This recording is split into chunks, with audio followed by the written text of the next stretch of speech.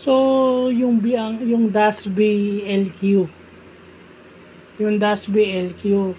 no, in comparison with house guest or housemate. So, no, sa tingin nyo kaya kung si Ivana o si Kira yung nasa sitwasyon ni Bianca, ano kaya magiging impact? Kasi totoo yun na pagka single ka, marami kang crush.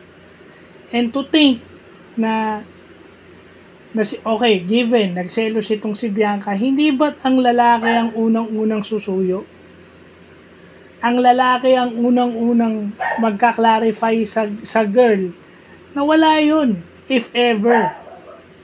No? Kasi para mawala na yung bawian. Okay? If ever totoo na nagselo si Bianca, which I feel na hindi. Okay?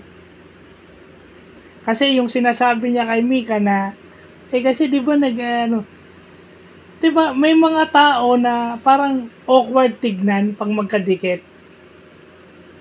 And Bianca knew na siguro napanood niya na to, na bago siya pumasok, alam niya yung issue ni Dustin at saka ni AZ. Alam niya yun. So bakit parang akala ko ba ayaw mo? And then ito ka ngayon nagdidikit ka.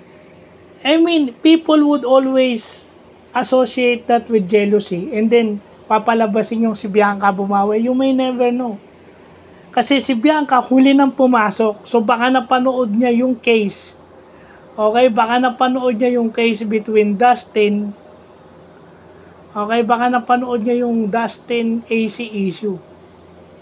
So yun lang yun. Paano kaya kung si Ivana o si Kira yung nasa ganong sitwasyon? Parang awkward. Yun lang nga sa akin, awkward yung ganon. Para sa akin kasi kayabangan yun, dahil dapat lalaki ang unang-unang magka-clarify do sa issue. Sa magkarelasyon naman, laging lalaki ang unang-unang magki-clear up ng issue. If ever yung babae ang nagloloko, it's always up for men to clear the issue up. Laging lalaki yung nag-i-initiate ng talk, lalo na sa mag-asawa. Kahit sabihin mong babae yung nagloko, it's always been a guy. Hindi ka pa nga umaamin kay Bianca, nagsiselos ka na. And then sinabihan mo si Josh na wag magsasalita sa kung anong napag-usapan nyo. And yung pag-amin mo is dun sa boys night out.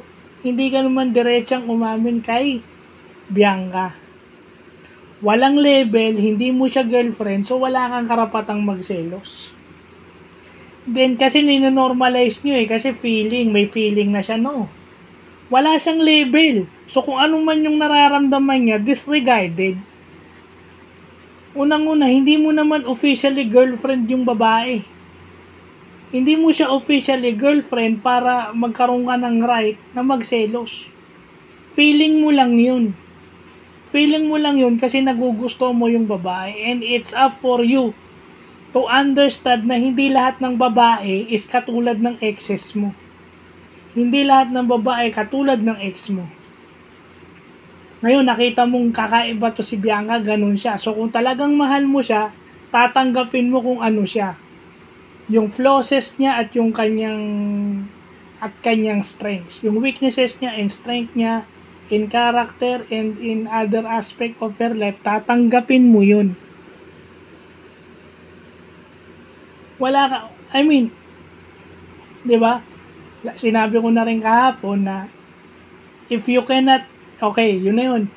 If you cannot take kung ano yung babae, kung anong ginagawa ng babae, kung ano ang kailangan pagdaanan ng babae, wag mong ligawan. Okay?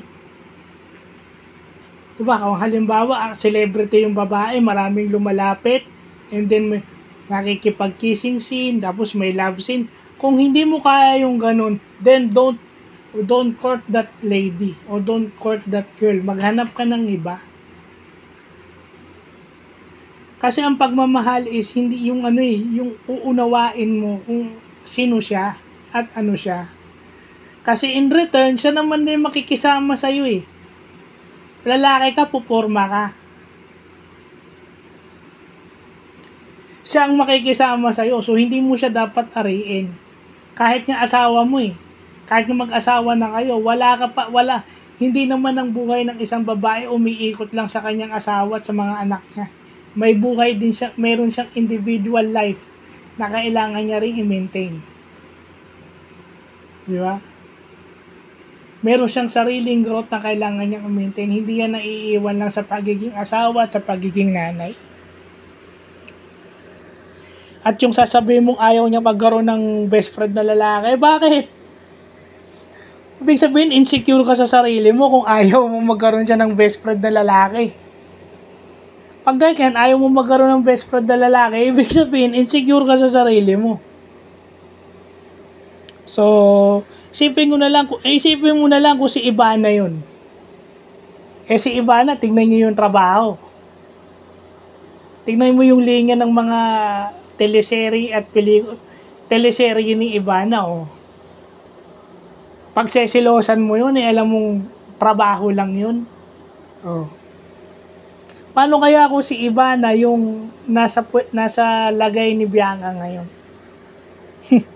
So, yun lang po.